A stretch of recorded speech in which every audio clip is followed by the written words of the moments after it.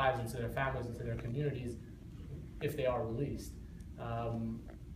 You know, some of these men were imprisoned before arriving at Guantanamo, before being taken to Guantanamo. Some of these men were imprisoned at so-called CIA black sites, so former CIA secret prisons, where the US government was employing what it referred to euphemistically as enhanced interrogation techniques, which pretty much everyone else on planet Earth calls torture.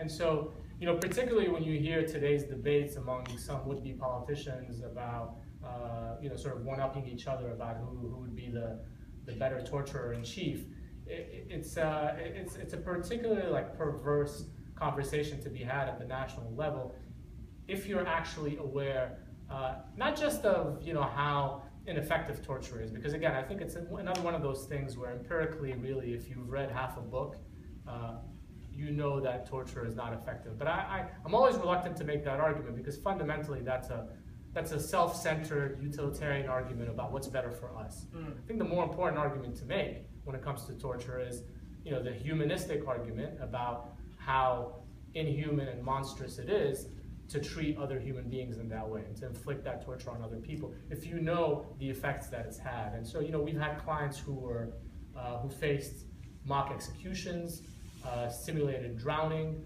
who were hung by their arms for hours, who were forced to stand in painful positions, you know, so-called stress positions, for hours, who were beaten up, who were sexually assaulted in different ways.